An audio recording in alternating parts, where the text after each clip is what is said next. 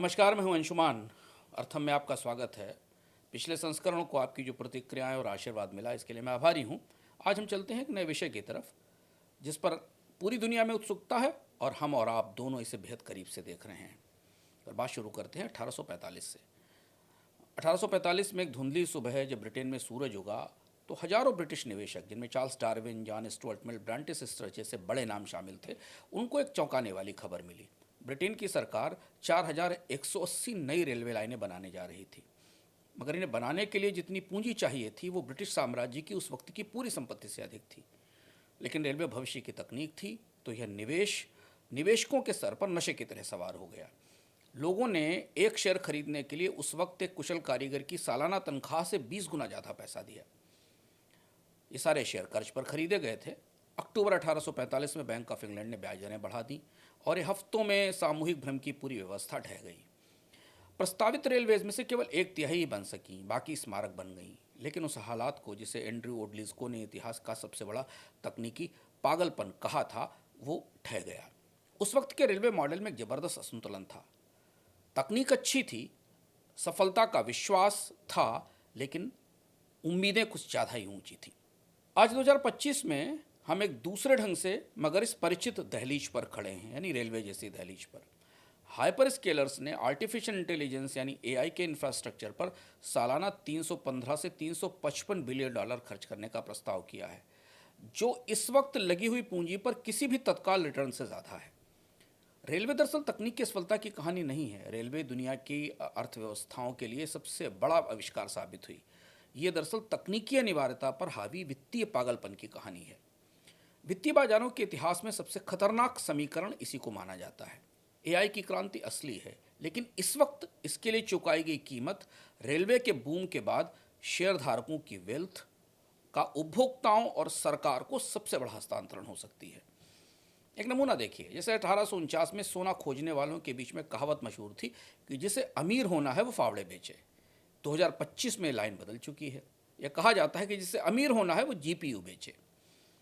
लेकिन इतिहास की तुलना आज की हकीकत को पूरी तरह नहीं समझा पाती, क्योंकि आधुनिक आर्टिफिशियल इंटेलिजेंस इकोनॉमी का पैमाना पिछले किसी भी दौर से, चाहे वो रेलवे का दौर हो या गोल्ड की खोज का दौर हो, इससे कहीं ज़्यादा बड़ा है। अगर हम माइनिंग वाला मेटाफर ही ले लें, तो माइक्रोसॉफ्ट, गूगल, अमेजन और मेटा ग्लोबल निवेशक हैं। स्टॉक एक्सचेंज की सूचनाएं बताती हैं कि केवल एक क्षेत्र, एआई कंप्यूट इंफ्रास्ट्रक्चर में ये कंपनियां हर साल 240 अरब डॉलर से ज़्यादा खर्च कर रही हैं। यानी दुनिया का सबसे बड़ा निवेश किसी ऐप में, किसी सॉफ्टवेयर प्रोडक्ट में या किसी फैक्ट्री में नहीं, बल्कि कंप्यूटिंग की पावर बढ़ाने में जा रहा है। लेकिन इसके साथ एक और डेटा है जो हमें चौंकाता है। दूसरी तस्वीर यह है कि एनवीडिया के H100 चिप का रेंटल प्राइस 2023 से 2025 के बीच में 60% से ज़्यादा गिर चुका है। अब अगर मांग आसमान पर है, इतना भारी निवेश हो रहा है, तो चिप की रेंटल या किराए क्यों टूट रहे हैं? दरअसल यही वह सप्लाई गट है जो मार्केट में एआई क्रांति के शोर में छिप गया है। ये विरोधाभास बताता है कि एआई की दौड़ अब एक नए मोड़ पर पहुंच चुकी है। और अब ये सवाल ये नहीं है कि एआई काम करता है या नहीं, एआई उपयोगी है कि नहीं। सिकोकिया कैपिटल के डेविड चेन की चेतावनी है। उनका कहना है कि बाजारों में जो 600 बिलियन डॉलर लगे हुए हैं, उसका सबसे बड़ा सवाल यह है कि एआई का ये मौजूदा बिल चुकाएगा कौन।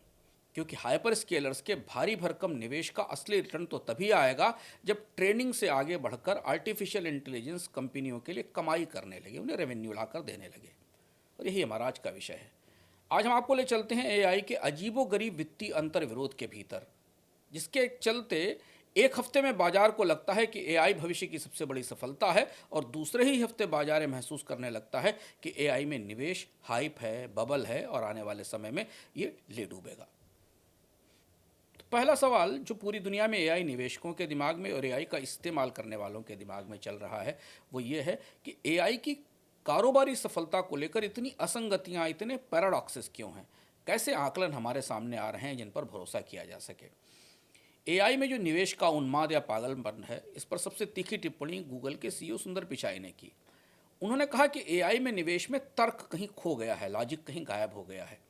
दुनिया की सबसे ताकतवर टेक कंपनियों में से एक का ये स्वीकार करना बताता है कि एआई की तस्वीर वित्तीय मामलों में, निवेश के मामलों में, मुनाफे के मामले में जितनी चमकदार दिखती है, उतनी ठोस है नहीं। इससे पहले आईएमएफ ने कहा था कि एआई एक हाइप साइकिल में पहुंच गया है। अब जरा ये आंकड़े देखिए, जो ग्राफिक आपके स्केल पर आ रहा है, इसमें आईएमएफ का अनुमान आपको दिखाई देगा। आईएमएफ का अनुमान है कि दुनिया में एआई का निवेश करीब $1 ट्रिलियन तक पहुंच सकता है। इनवीडिया की वैल्यूएशन पहले ही $5 ट्रिलियन से ऊपर पहुंच चुकी है, क्योंकि एआई की दुनिया में अगर हम गोल्ड वाला मेटाफर लें तो जीपीयू यानी फावड़ा बेचने वाली कंपनी है। एमआईटी का अध्ययन बताता है कि लगभग 95% कॉर्पोरेट जेन एआई पायलट प्रोग्राम शुरुआती राजस्व लाने में नाकाम रहे हैं। क्या आपको पता है कि ओपन एआई की $1.4 ट्रिलियन की डील हुई, जबकि कंपनी आने वाले वर्षों में जितनी कमाई करेगी वो इस डील का 1,000वां हिस्सा भी नहीं है। यानी दुनिया जिस तकनीक को इतिहास का सबसे बड़ा आर्थिक मोड़ मान रही है, वही तकनीक आज सबसे बड़ा सवाल भी खड़ा कर रही है। तो क्या ये असल बदलाव की शुरुआत है या इतिहास का सबसे महंगा सट्टा है, स्पेकुलेशन है, जो एआई के रूप में हमें दिख रहा है? असल एआई की एक कहानी सिर्फ तकनीक की नहीं है, बल्कि हमारी आर्थिक कल्पनाओं, वैल्यूएशन के फार्मूले और निवेश के मनोविज्ञान की कहानी भी है, जहां उम्मीदें आसमान छू रही हैं लेकिन कमाई ज़मीन पर कहीं नहीं दिख रही है। और यहीं से आता है हमारे सामने अगला सवाल कि एआई पर कितने बड़े दांव लगे हैं, आखिर कौन कहाँ कितना पैसा लगा रहा है। एआई के साथ निवेश की दुनिया में हाइपर स्केलर शब्द आया है, यानी वे निवेशक जो एआई को भविष्य की सबसे बड़ी श्योर शॉट सुनिश्चित सफलता मानकर किसी भी सीमा तक निवेश करने को तैयार हैं। एआई इंफ्रास्ट्रक्चर में जिस अभूतपूर्व रफ्तार से पूंजी डाली जा रही है, ऐसा उदाहरण आधुनिक औद्योगिक इतिहास में कभी नहीं मिलता, रेलवे में भी नहीं मिला। 1990 के दशक का टेलीकॉम बूम हो, अमेरिका का हाईवे प्रोग्राम हो या चीन की हाई स्पीड रेल हो, इन सब में जितना संयुक्त निवेश हुआ था वो आज एआई में हो रहे निवेश के बराबर नहीं ठहरता। यानी इन सबको मिला लें तो इससे कहीं ज़्यादा निवेश एआई में हो रहा है। और ये निवेश केवल तकनीक में नहीं है, ये एक पूरी आर्थिक संरचना को, एक पूरे इकोनॉमिक स्ट्रक्चर को नए सिरे से बनाने की कोशिश है। आइए इसे समझते हैं। दुनिया की 4 सबसे बड़ी टेक कंपनियां अमेजॉन, माइक्रोसॉफ्ट, गूगल और मेटा अब एक ऐसे दौर में प्रवेश कर चुकी हैं जहां कैपेक्स यानी पूंजी निवेशी कंपटीशन है। कोई पीछे नहीं रहना चाहता, और ये फोमो इकोनॉमिक्स है, जिसे आप इस टेबल में जो आपकी स्क्रीन पर आ रही है इसमें विस्तार से देख सकते हैं। इसमें अमेजॉन, माइक्रोसॉफ्ट, गूगल और मेटा के कुल निवेश का ब्यौरा है। अलबत्ता संख्याओं का असली झटका ये नहीं है कि कितना निवेश होने वाला है, ज़्यादा बड़ा झटका ये है कि सिलिकॉन यानी चिप पर कम और बिजली और ज़मीन पर ज़्यादा निवेश हो रहा है। आईईए के मुताबिक 2030 तक डेटा सेंटर की बिजली खपत कम से कम 945 टेरावाट पर घंटे को छू जाएगी, और ये ब्रिटेन और दक्षिण कोरिया में की जितनी मांग है बिजली की इस समय उससे ज़्यादा है। मेटा और अल्फ़ाबेट यानी गूगल की ईएसजी रिपोर्ट बताती है कि एआई मॉडल की ट्रेनिंग में एक एक रन 10 लाख किलोवाट घंटे तक की ऊर्जा खा सकता है। मेटा के अनुसार लामा 3 की ट्रेनिंग में हजारों जीपीयू महीनों तक चलते रहे। गूगल ने मान लिया है कि एआई क्लाइमेट चेंज को बदलने की जो कोशिशें हैं उन्हें प्रभावित करेगा। अब देखिए इस खर्च का दूसरा जोखिम। ये पूरा बूम कर्ज पर आधारित है। मेगा टेक कंपनियां पहले अपने मुनाफे से विस्तार करती थी, पर अब सब कुछ कर्ज से आ रहा है। सिर्फ 4 अमेरिकी दिग्गजों ने, जिनका नाम हमने ऊपर लिया, उन्होंने पिछले महीनों में $90 बिलियन के बॉन्ड जारी किए हैं, और वो भी बढ़ती ब्याज दरों के बीच में। इस टेबल में देखिए कि इंफ्रा में कहाँ कितना निवेश प्रस्तावित है, और इस निवेश के लिए सब कुछ कर्ज से आ रहा है। अब बाजार क्यों कांप रहा है, उसकी वजह यह है कि एआई के लिए निवेश की महायोजना पूरी दुनिया में चुनौती बन रही है। भारत, अमेरिका, यूरोप, सबको बिजली, पानी, रियल एस्टेट और लाइसेंस सिस्टम का ढांचा दोबारा बनाना पड़ रहा है। कौन कहाँ कितनी बिजली क्षमता बनाए, डेटा सेंटर को पानी कहाँ से मिले, और इस पैमाने पर अमेरिका और यूरोप के पास भी कोई बड़ा स्पष्ट रोड मैप नहीं है। सुंदर पिचाई की एक बात महत्वपूर्ण है, उन्होंने कहा कि एआई की अर्थव्यवस्था को ऊर्जा की कमी मार देगी। सो अब एआई की दौड़ सिर्फ तकनीक की प्रतिस्पर्धा नहीं है, लार्ज लैंग्वेज मॉडल बनाने की, जीपीयू बनाने की प्रतिस्पर्धा नहीं है, बल्कि ऊर्जा, कर्ज, स्टेबिलिटी और राष्ट्रीय सुरक्षा का मसला बन गई है। यहीं से मिलता है हमको अपना सवाल। हाइप तो बड़ी है, खतरे भी दिख रहे हैं, मुनाफे क्या बता रहे हैं, कंपनियों के पैटर्न क्या हैं? एआई को लेकर आज का निवेश बाजार निवेशकों के मनोविज्ञान का एक बड़ा अनोखा नमूना है। इस तकनीक की वास्तविक उपयोगिता, आर्थिक उपयोगिता अभी साबित होनी है, लेकिन उम्मीदें आसमान छू रही हैं। गार्टनर ने 2025 में जो हाइप साइकिल दिया है उसमें साफ ये कहा है कि जेनरेटिव एआई पर जाकर उम्मीदें ठंडी पड़ जाएंगी। यानी अगर आप एआई की दुनिया से राबिता रखते हैं तो हम आपको बताते चलें कि इस वक्त इन्फॉर्मेशन एआई है, जहां एलएलएम सूचनाओं को प्रोसेस करते हैं। इसके बाद एजेंटिक एआई और फिजिकल एआई मिलकर रोबोटिक्स कुछ हद तक उद्योगों में इस्तेमाल हो रहे हैं।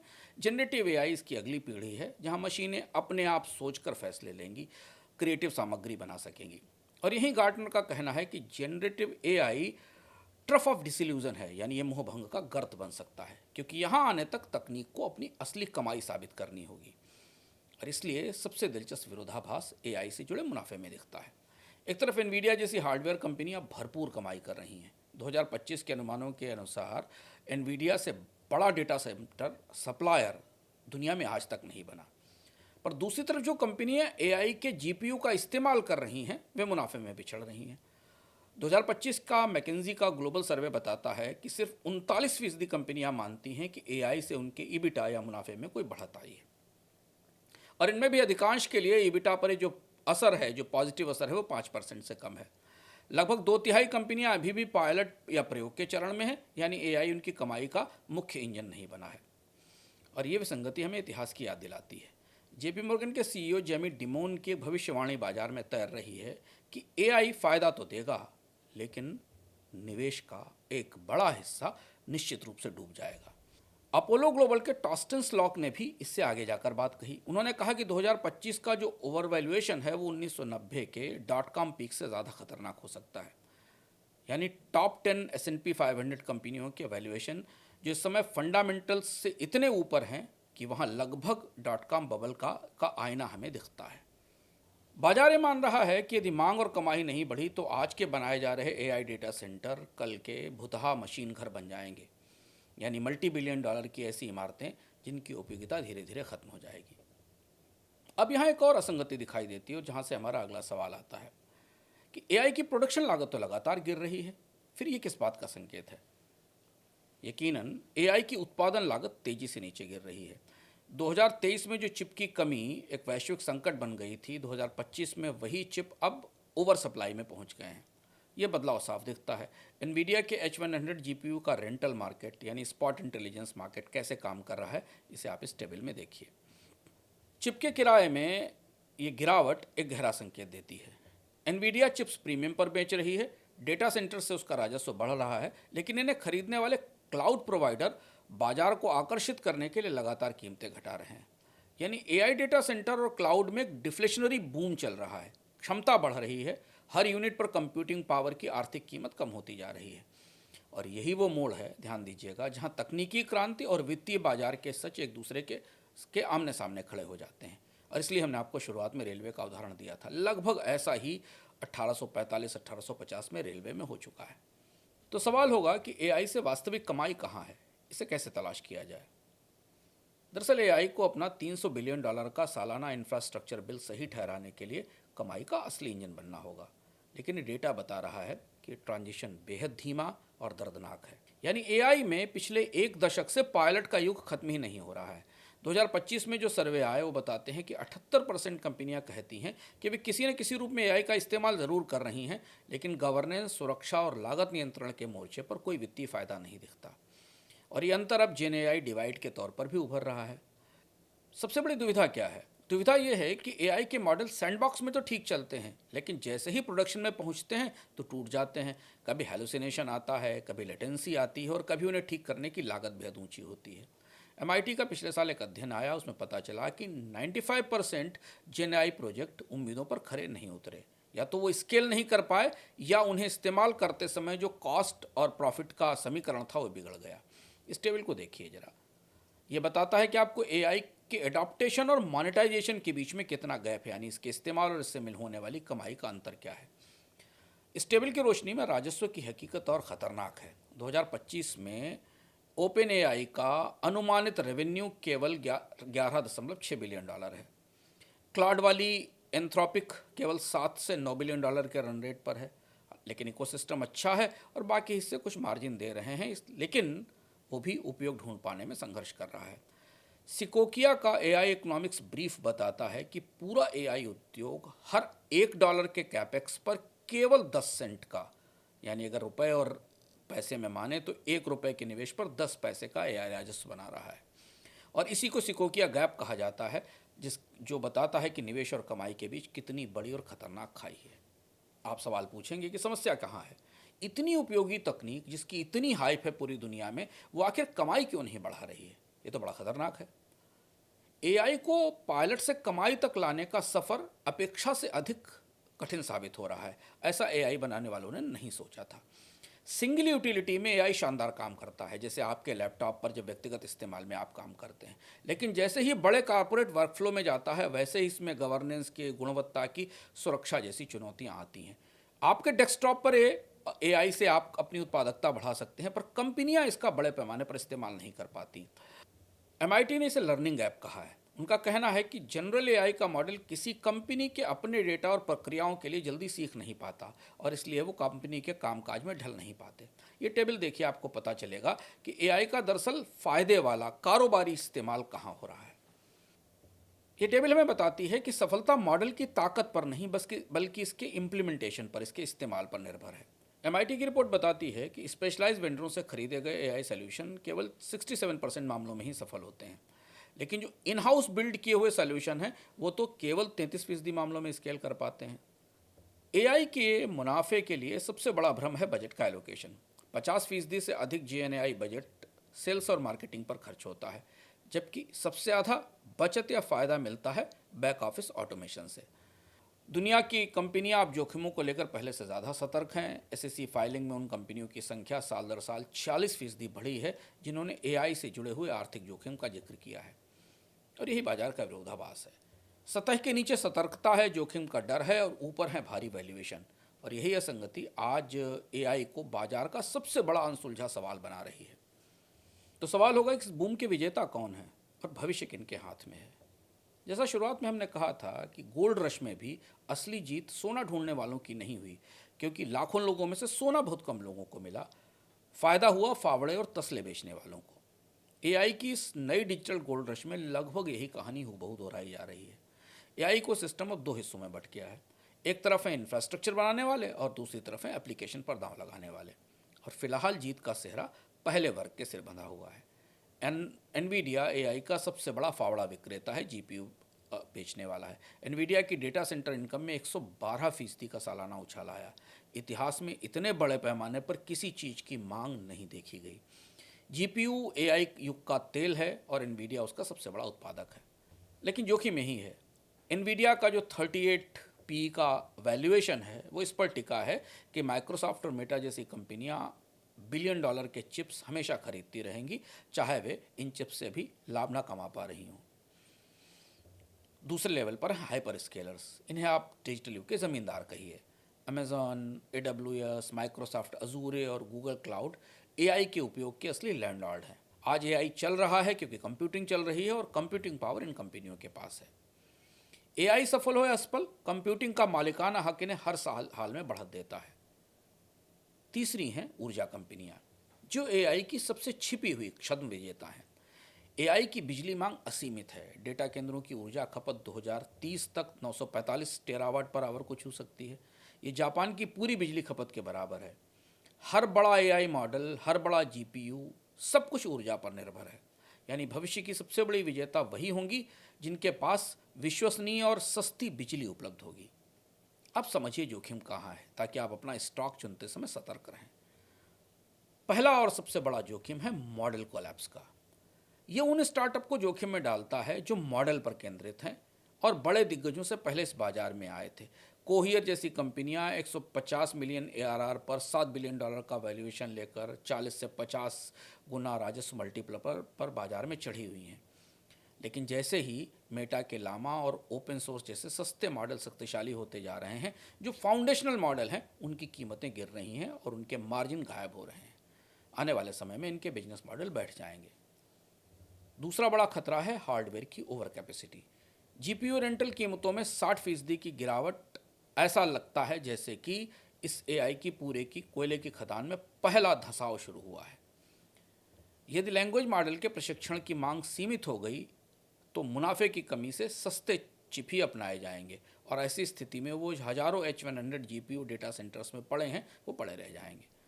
और इस खतरे की चेतावनी अब आने लगी है।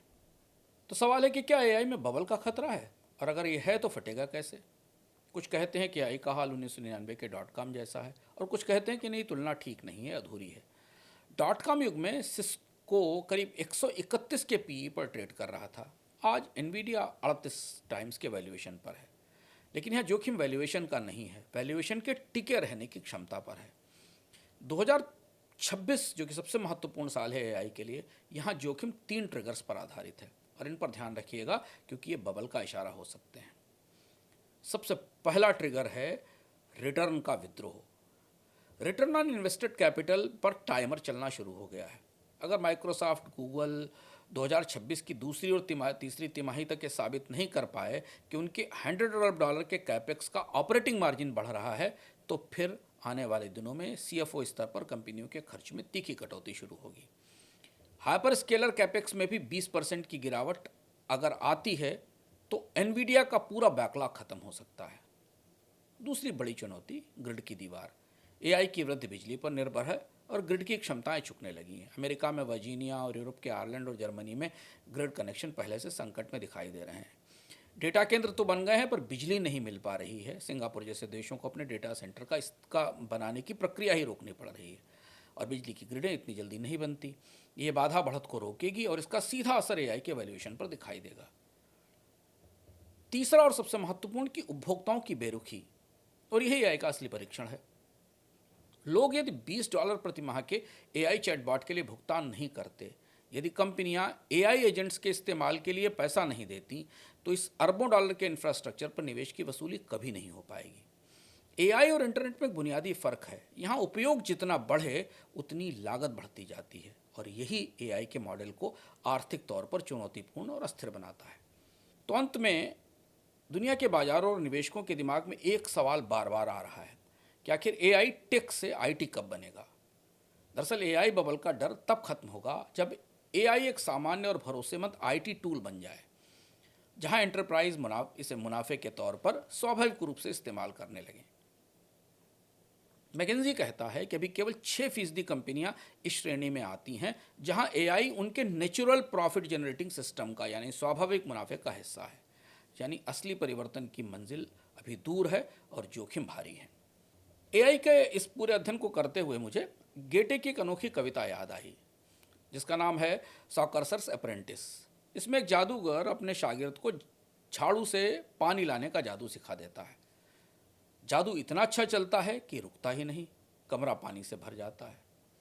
जादू असफल नहीं हुआ, बहुत अच्छा काम कर गया, लेकिन बहुत तेजी से किया, और शागिर्द उस पैमाने को संभाल नहीं पाया। एआई के साथ आज हमारी स्थिति कुछ ऐसी है। हमने सिलिकॉन पर जादू चलाया और दुनिया एआई की कैपेसिटी से भर गई। $300 बिलियन की कंप्यूटिंग पावर पूछ रही है कि हमारा इस्तेमाल क्या है। एनवीडिया के चिप्स के रेंटल में गिरावट इस बात का पहला संकेत है कि पानी वाली जादुई झाड़ू के असर से कमरा भरने लगा है। हो सकता है बबल धमाके के साथ ना फटे, लेकिन धीमी और भारी ओवर सप्लाई के कारण एआई का उत्साह धीरे धीरे ठंडा पड़ता चला जाए। तो इस दौर में विजेता वे नहीं होंगे जो झाड़ू बेचते हैं यानी एनवीडिया। वे भी नहीं जीतेंगे जिन्होंने झाड़ू को जादू सिखाया जैसे ओपन एआई। वास्तविक विजेता वे होंगे धीरे चलने वाले उद्योगपति जो इस बाढ़ के उतरने का इंतजार करेंगे, और तब तक सस्ती और प्रचुर कंप्यूटिंग क्षमता का इस्तेमाल शुरू हो जाएगा, और वो अर्थव्यवस्था के अगले चक्र को बढ़ाने में काम आएगा। हम ये दृश्य पहले भी देख चुके हैं, चाहे वो ट्यूलिप का बबल हो या रेलवे का बबल। कई सारे ऐसे बुनियादी इंफ्रास्ट्रक्चर थे जिन्होंने शुरुआत में बड़े बबल क्रिएट किए और लोगों को नुकसान दिया, लेकिन बाद में दुनिया बदल गई। जैसे 19वीं सदी के रेल रोड बूम की बात करें जो हमने पहले बात की थी, जहां अत्यधिक निवेश ने कई कंपनियां तबाह कर दी, लेकिन बाद में रेलवे नए युग का इंजन बन गई। 1990 के दशक में फाइबर ऑप्टिक के उछाल ने पूरी दुनिया में कई कंपनियों को दिवालिया किया, लेकिन इन कंपनियों ने अनजाने में वो केबल नेटवर्क बना दिया जिस पर आज पूरी दुनिया की इंटरनेट अर्थव्यवस्था खड़ी है। गौर से देखें कि ब्रिटिश रेल में जो निवेश का पागलपन था वो आज के एआई इंफ्रास्ट्रक्चर बिल्डरों जैसा ही उत्साह दिखाता है। इनका बबल शॉर्ट टर्म दर्द था, लेकिन लॉन्ग टर्म एसेट्स बन गई थी, एक राष्ट्रीय रेल नेटवर्क या एक ग्लोबल फाइबर वेब, जिनके बिना आज का जीवन असंभव है। तो क्या एआई के निवेशक रेल रोड बना रहे हैं, न कि उसका स्टॉक खरीद रहे हैं? लेकिन क्लाउड सर्वर फार्म पर तैरता ये $1 ट्रिलियन का प्रश्न आज भी अनुत्तरित है कि एआई कितना बड़ा बदलाव लाएगा। और इस बदलाव का बिल कौन चुकाएगा, और साथ में इसका नियंत्रण किसके हाथ में रहेगा, और जब इसका बुखार उतरेगा तो कौन रह जाएगा। विजेता, नियंत्रक या पीछे छूटे हुए लोग, फिलहाल एआई को सबसे बड़ा अवसर और सबसे महंगी गलतफहमी दोनों एक ही साथ मान रहे हैं। 2026 का साल एआई के लिए अपनी आर्थिक कामयाबी साबित करने का साल होगा, क्योंकि तकनीक तो सफल होकर स्थापित हो चुकी है, क्योंकि इसके बाद फिर शायद एआई में हो रहे निवेश के धैर्य का सूचकांक पिघलने लगेगा। अर्थ में आज इतना ही, फिर लौटेंगे अगले सप्ताह एक नए विषय के साथ। यदि आप रोज की खबरों के पीछे छिपे हुए क्यों जानना चाहते हैं तो द वाई फैक्टर को फॉलो करिए। बोनस का स्पेशल शो जो प्रीमियम मेंबर्स के लिए है, कुछ हिस्से वाई फैक्टर के जानना चाहते हैं तो इंस्टाग्राम पर मेरे साथ जुड़िए। इतिहास की खबरों में दिलचस्पी रखते हैं तो टाइम मशीन पर आइए, और बुकनू में आइए किताबों के लिए।